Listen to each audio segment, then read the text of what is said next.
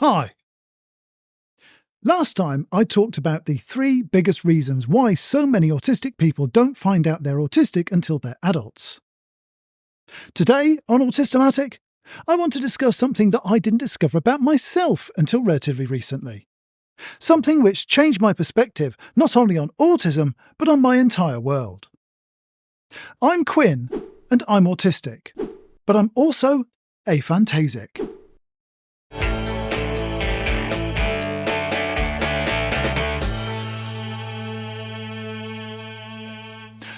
So, what do aphantasic and aphantasia mean?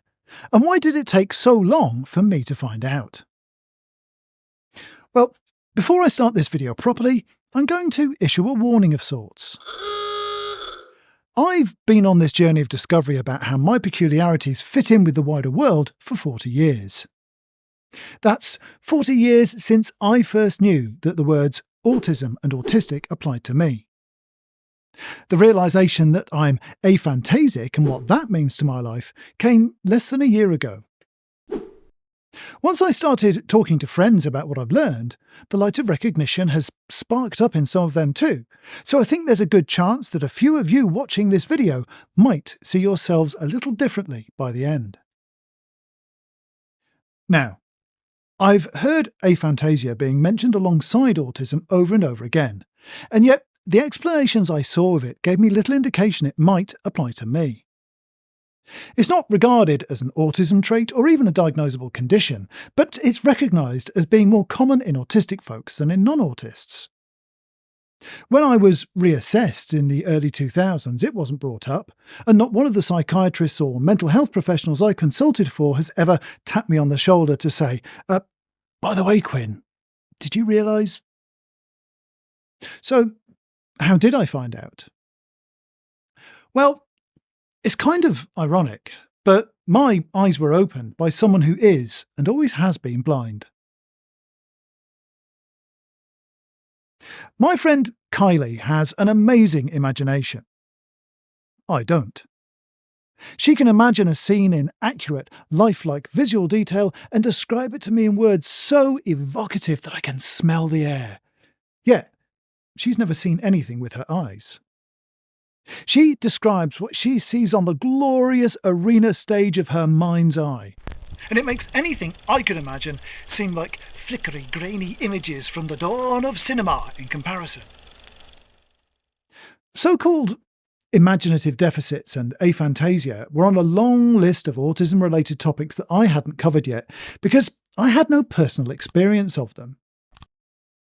I don't like to talk about things on screen that I can't relate to directly, and since I wasn't aphantasic, nor was anybody else close to me, that point of personal contact wasn't there.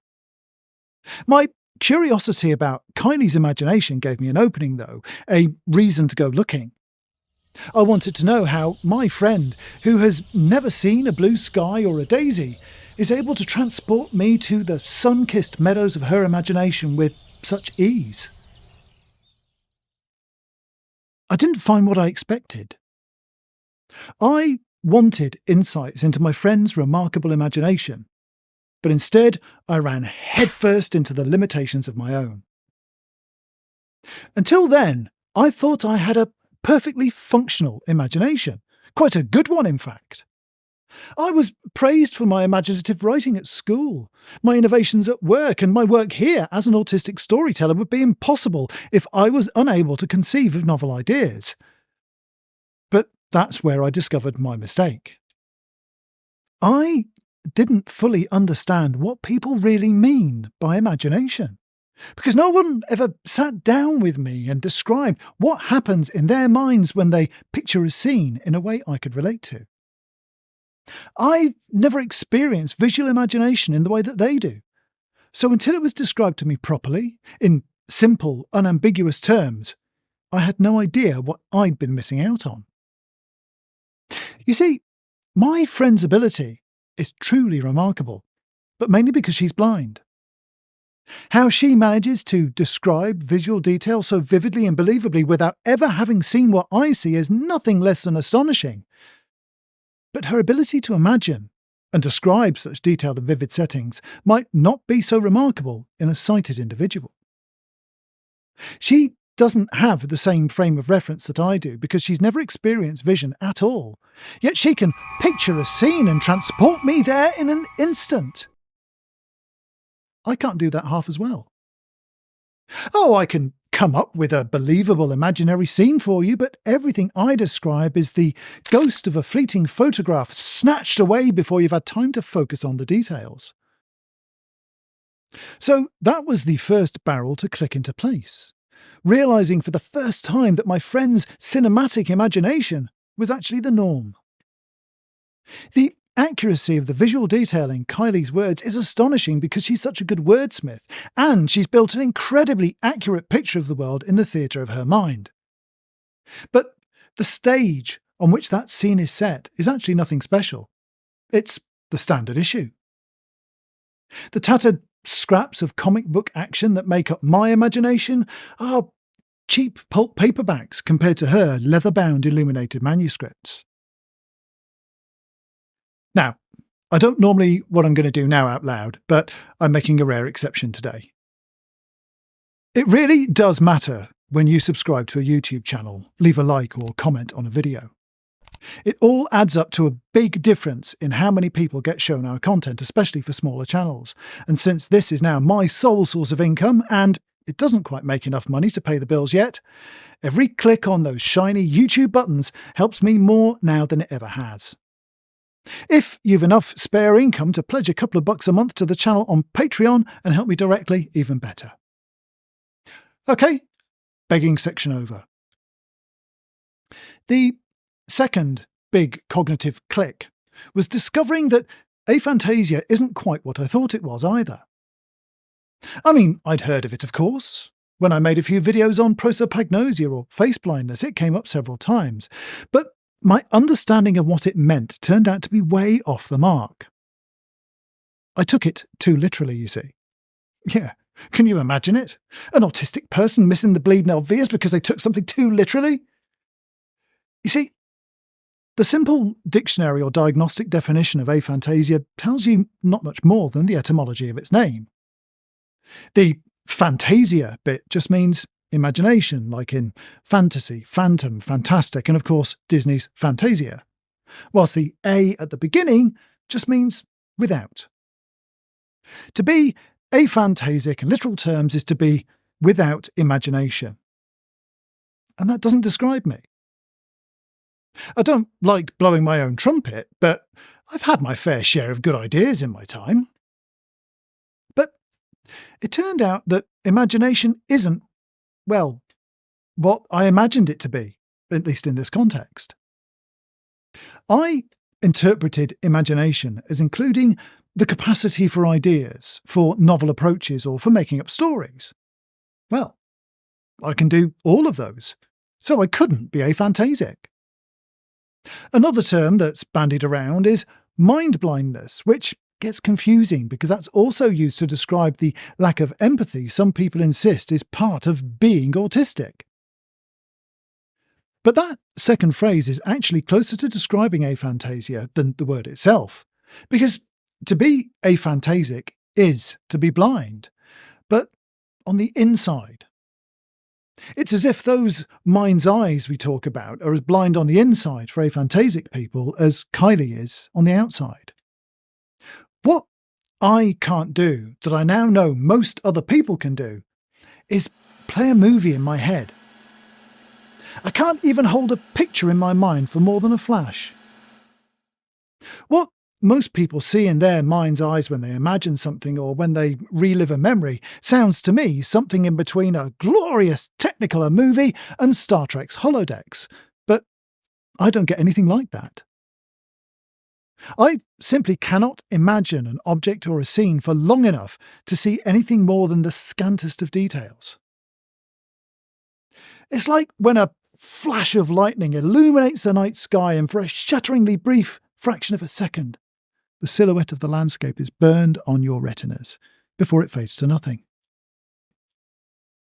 If I try to imagine a moving scene, I strike another flash of lightning, but I can only move 1 detail at a time before the image fades.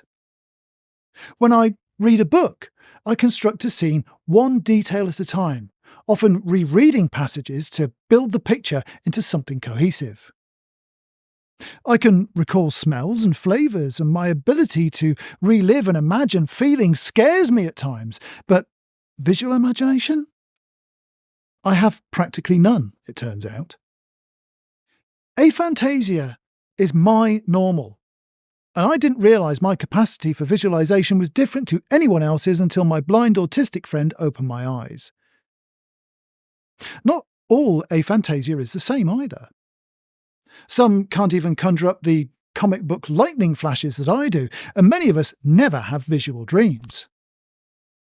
I used to have quite vivid dreams sometimes, but I'll go into that next time I talk about aphantasia. So, how do I feel about being aphantasic now? Mixed feelings, I guess. It upset me a bit at first. I've been a lifelong reader and writer, and yet I've never experienced the joy of a good book in the way that my wife does or many of my friends do. I've distinct and vivid memories of my childhood, of entire conversations, of songs, of sounds, of smells, but I can't remember my late mum or dad's faces without a photograph. But then, I've always been this way, and it's never going to change. It does make me a little sad when I think about it too much, but then I always come back to what I've said about everything else about me that makes me autistic. It's part of the balancing act of being human. We're imperfect beings, all of us, with uneven strengths and weaknesses.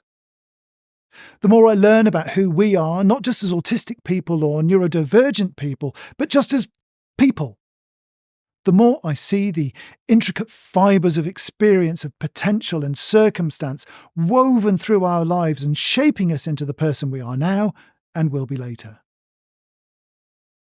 Learning about this simple difference in how my imagination works has touched on so many aspects of my life and offered new insights on a growing list of past mysteries.